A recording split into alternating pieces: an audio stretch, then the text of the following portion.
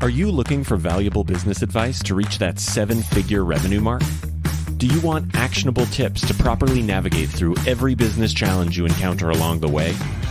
Let Tersh Blissett and Josh Crouch be your guide in getting you to the top here at Service Business Mastery. Tune in as they sit down with world-renowned authors in business, leadership, and personal growth who share valuable insights about management, marketing, pricing, human resources, and so much more. Let their nuggets of wisdom gold guide you in owning a thriving, profitable, and ever-growing business. Here are your hosts, Tersh and Josh.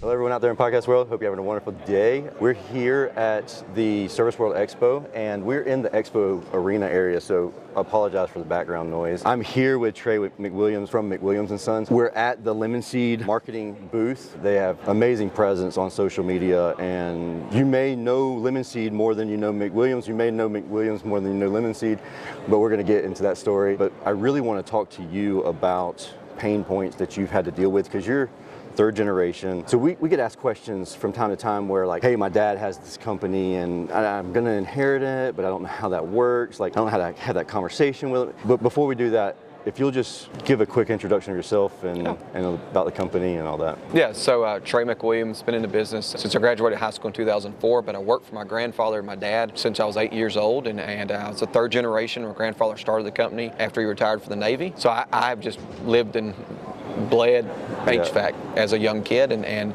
so kind of just assumed that was my role, was when you graduate you go to work, and so entered that, and then soon after entering that I realized, hey, there's a lot to this, but there's also a lot of opportunity, and so let me tell you this, whenever you had that assumption, there's a lot of times when I assumed things, like I assumed I was going to get my dad's truck when I turned 16, but then he didn't give me that, he gave me this old beater. How'd that conversation happen? Like, or did it ever happen? You just like... Yeah, so it really never happened. You know, you work for your dad through, you know, as a kid, and you're working through high school, and you thought that's what you're supposed to do. And then also I felt obligated. I felt obligated because I did feel like I was a valuable asset. Did it put pressure on you? I think looking back now, I probably didn't realize that in the moment. Yeah. Because in the moment, I was just doing what I thought was right. Honestly, it was what I knew. It was the easiest thing to do. It's my comfort zone, right? And then soon after that, though, as you begin to either want to grow professionally or you get married, start having kids, then you start looking at like, wait a minute, how's this thing going to support me moving forwards? Yeah, that's a good point. Do you have any kids? Yeah, married my wife Brittany when so we started dating her 8th grade year, my freshman year. Okay. Be married 17 years next month. We have a 15-year-old,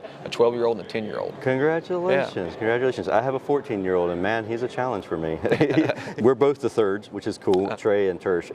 My 15-year-old, he's the fourth, or my 14-year-old, he's the fourth. We call him Ivy for the Roman numeral 4, the Ivy. I love that dude to death, and he's at that age where it's like, what do you want to do? Do you want to take over one of my businesses, or do you want to go just be a farmer? And we actually had a sit-down conversation 2 weeks ago, like a pretty intense conversation of like, hey man, I don't want you to do just what I did. Like, if you're not happy doing, like, you might not enjoy this. Like my daughter, I know she is not going to be in my business because she is an artist, and she just walk down my hallway and it'll prove it. It's so evident that if she's in our business, it's going to be in the creative side. But let's go into a little bit of a pain point. This series of episodes, we really are talking about pain points and how you've overcome them. When people think about a third generation company, a lot of times it comes to mind that they have it easy because 2 generations ago they figured it all out, or a generation ago they figured everything out. Is that true or no? No. So to give some context though, because there was a lot of fortunate things that I had growing up, was, you know, obviously the business provided a great upbringing for me, but it was a lifestyle business, right? So it was a business that had hard times during the down season. Wasn't a lot to sell, but it paid my dad good, right? And so the problem is culturally, it didn't fit what a scalable business looked like. What do you mean by that? So, you know, we had a lot of technicians that done it their way. I would call it being held hostage, right? As we didn't know how to replace them. They're so valuable, or in their mind or your mind. So we adapt to theirs instead of building a brand and building a culture we're after. So I think early on, you know, I entered a business that was fragmented probably on the vision, what the company should look like. Everybody had their own vision, what it should look like or lack of. And we were just kind of going through the motions and dealing with ongoing, like from a leadership standpoint and an ownership standpoint, all the burden fell on the ownership's shoulders, and it wasn't, no one else carried the load. Yeah, that seriously feels how my business was over the past year. There's time periods where my guys were getting fat checks. I mean, they were getting $2,000 checks every week, almost $3,000 checks, but I'm not making dollars. Yeah. And then it's like, it was my burden to create marketing to make sure that they had enough calls coming in to make money. But whenever something was priced wrong, oh, well, that's your problem. That's not my problem. I don't have to take a hit on it. For me, this took a lot of maturity, and it took a while for me to get to this point. But I think pain is what gets you to that point. But at some point, a light bulb went off my head and said, if I want the company to change, and because you're talking to your dad, you're talking to those people, and you're saying, hey, we ought to do this, we ought to do that, and we're just throwing ideas out there. We're not really the one responsible for executing. They're tired, they don't have the energy. Maybe they've tried it and couldn't do it. Finally, I just came to the realization, if not me, then who? Right? So who's going to change it? If it's not me, then who's going to do it? Obviously, I have a great dad, but the reality is it wasn't going to be him. Right? Because he'd been running the company, he hadn't done it. Yeah. And finally, I just had to have the hard conversation with my dad. I didn't go in there complaining. I went in there simply said, here's where we're at, here's where I want to go. What can I do to get there? I was very fortunate to have a dad that said, hey, if you got the energy and you're willing to put in the time, then I'll get behind you. And from that day, I think I was 22 years old. I became the decision maker, and I became the energy. Now, trust me, a lot of guidance from him, but at the same time, I was allowed to fail. My opinions mattered, and I know my dad's a very strong person, so it took a lot of maturity for him to do that. But then I also realized, at a 22-year-old boss's son, how do I earn the respect? How do I earn all this? Because it was not fun, right? It was. Yeah, that's what I was going to say. Like, was it an instant transition? Now all of a sudden you're the decision maker. You're the CEO. So my dad's never gave me a title.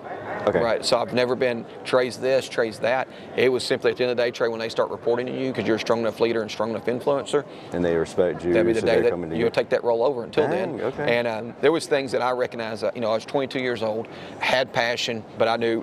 My dad used to tell me, Trey, if you give them a bullet, they'll shoot you.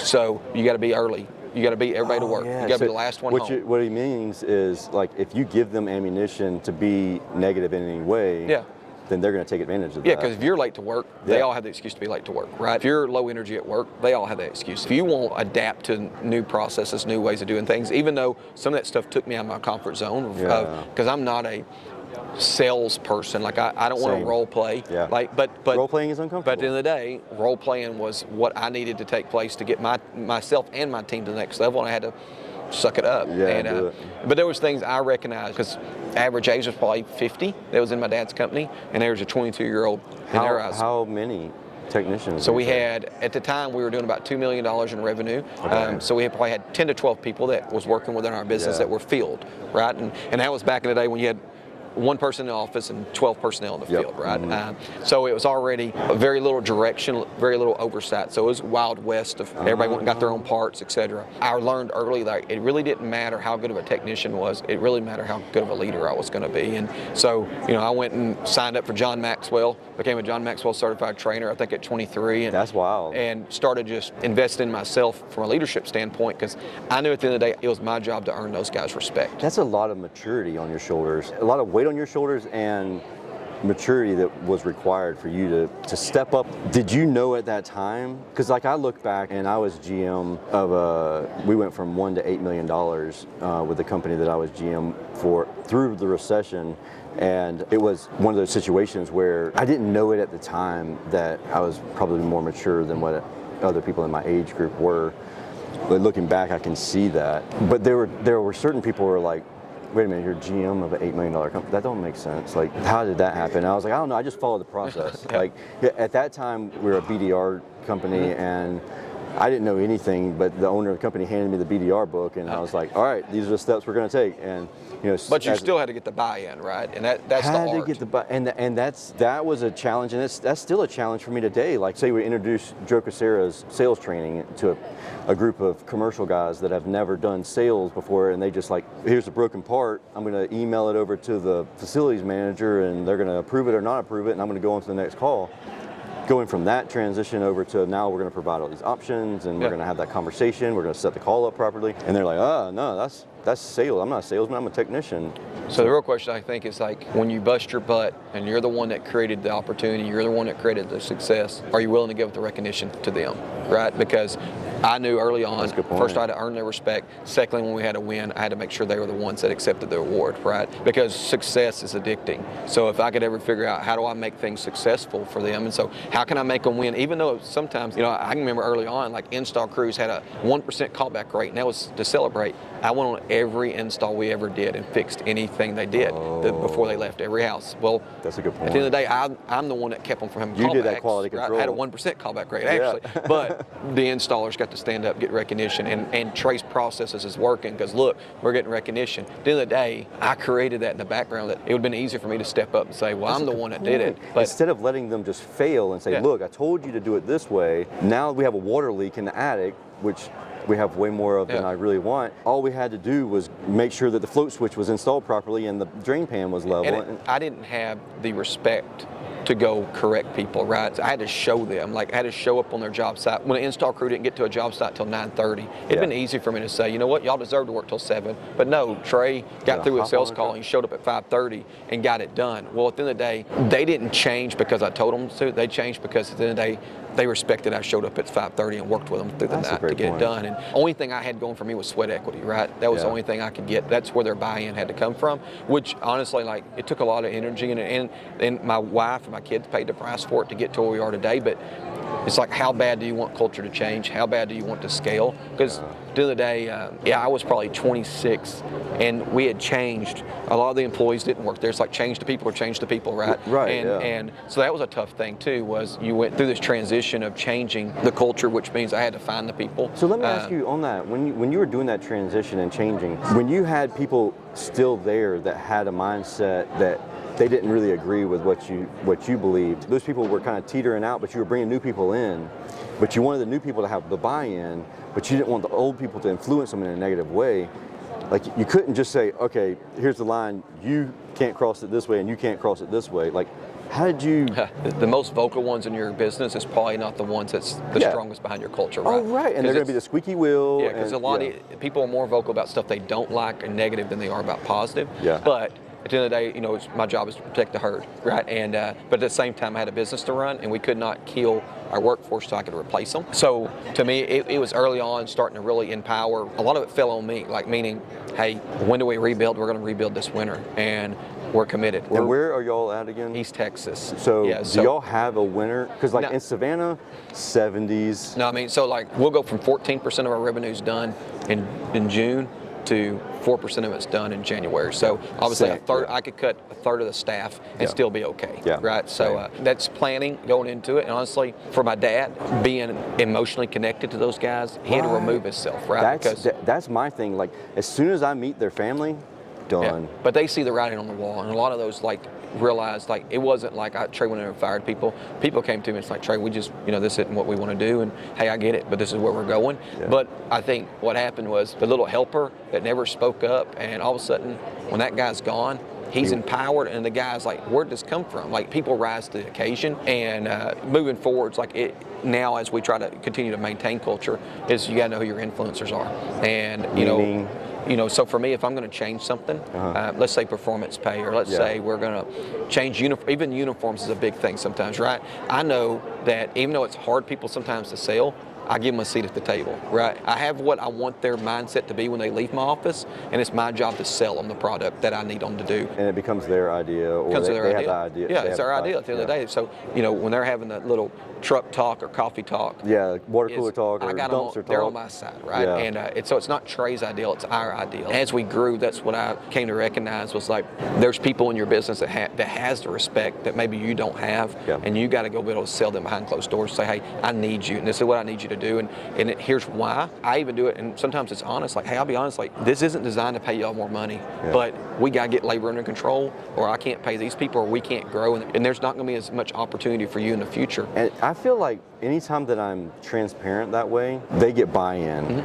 They understand the why behind the reasoning. That it's not just me trying to get more money, or if they understand, hey, look, these are our margins, especially when it comes to pay or anything related to that. Sometimes we look at them as a tool, and it's their livelihood. It's a serious, and their families, and it's emotional for them. It's anxiety-driven. So we got to be cognizant of that. So I take all that stuff really serious, and I truly love the people that work for me. And my job is to create opportunity. And if I don't, and you leave me, shame on me, right? Yeah, and so I work every day to do that. And I think our leadership team and our influencers, and when I say influencers, they don't mean they're on a leadership team. They could be an installer. They could be the warehouse manager. Their personalities is what makes them influencers. And that can be good or bad. Yeah. They could be a bad influence also. They could be the person that doesn't say anything in the meeting or is like silent. And I take that head on. So if we're going to change something, performance pay, and I know I'm going to have a vocal guy that's negative, if I can't sell him behind closed doors, it's going to be a disaster. So I got to take that one head. Hey, come on in here, let's talk about it, and let me tell you my side of the story. And sometimes it might even mean that he might have a valid point. He may have a point that really doesn't affect me one way or the other, but I was wanting to do it this way. But hey, I may adapt it for him and move forwards. And because either I need to get rid of him or I need to accept that he's an influencer, and if I'm going to keep him on the influence team, then I've found that if you take his whatever he has to say, like you mentioned, it doesn't matter one way or the other to you, and you took his advice, and then instantly he has buy-in. Yeah, let him have a win. And then he has the win. Don't cost me nothing. Right. So I think that's amazing. But you mentioned it's your responsibility to make sure that they have the leads, they have the work to come in. Let's transition just a little bit into the booth that we're actually sitting in here. Who is Lemon Seed? Yeah, so Lemon Seed, 2018, me and Crystal, my sister, Crystal Williams, worked in the family business with me. I ran the business, had been running it, and she had another career. Then as we were continuing to scale, I needed someone that I felt like a marketer internally at the time, and I convinced Crystal to come on board. And then in 2018, I kind of a couple things. I think my job is to create opportunity, and there was only so much you could pay Crystal, but she had a skill set that you don't find. She's unbelievable what she does. And me and her just started talking because I really wanted to give her her own platform because she was underneath her brother. So me and her kind of came up and created, we're going to start doing marketing for others for a couple different reasons. I wanted to give Crystal her own platform. I think exposure is king. And I think y'all are killing it with exposure on this. And I love the behind the scenes stuff on TikTok or wherever it's at. But I think at the end of the day for us, it was like we had a marketer and they live in this little ecosystem and they don't know what's going on. So giving Crystal exposure to all these other brands and all these other companies, and she's able to help them, but at the same time, she's like, Trey, you won't believe what so-and-so's doing. Like being able to bring stuff back to us and continue to empower. That's a win-win for everybody. And her getting to see the inner workings of a HVAC and plumbing company on a regular basis gives her a view. Definitely a competitive advantage for anybody else that she can talk the game.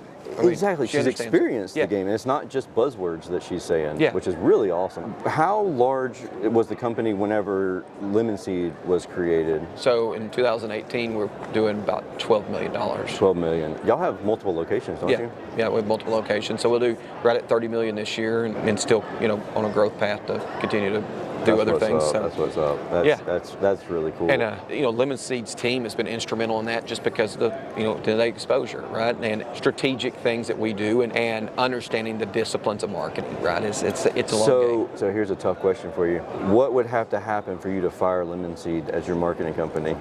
Well, so I think Lemon Seed's a lot different than most marketing companies, right? Meaning their job is to go find the best partners in the space that we want help in, whether that's digital, whether that's direct mail. That's their job. And I didn't want to be a digital marketer because I think there is times where there's a new product that come out that maybe my digital company doesn't accept or didn't and they adopt. Need to focus on their job to me is go find me the best people in each one of those spaces. So Lemon Seed marketing. You've already thought about this. This has already been. So Lemon Seed marketing is probably a bad word from a standpoint of they are strategists and orchestrators. Yeah, and they're the connector. They're the connector, and their job is not to be, I hate to say it this way, but their job is not to be loyal to none, right? It's to be loyal to the contractor and to go find the best partner they can. That fits for and whoever them. that is. And I think there's seasons these different companies go through. Technology's changing at such a fast rate that I don't want to wait 2 years for my digital company to adopt that and figure it out when there's somebody else who that's their only focus, and they're figuring we're going to that. pivot, move. I kind of look at it from a business owner.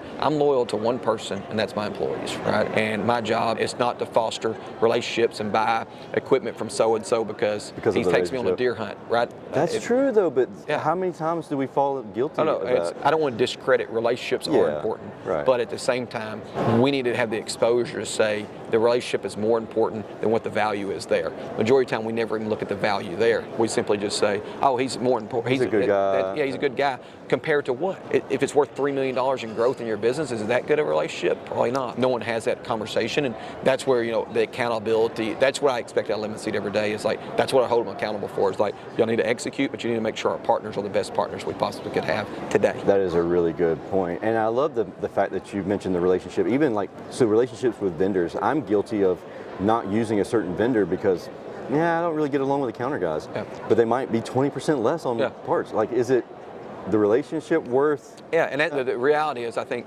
we just need to make sure we know what that value is. And a lot of times we never even quantify it. That's a good point. Oh, they're cheaper. Well, what does that really do to your bottom line? Yeah. I mean, you may be such a good deal to your bottom line, you go hire your own parts guy, and you don't have to deal with them. So that is a great point too. Man, I really appreciate you hanging out and sharing with us. People are starting to release and coming in here, so it's just going to keep getting louder and louder. But first night I was here, you didn't even know me and bought dinner, so I super appreciate that. I mean, it's very evident that y'all have a lot of great things going on.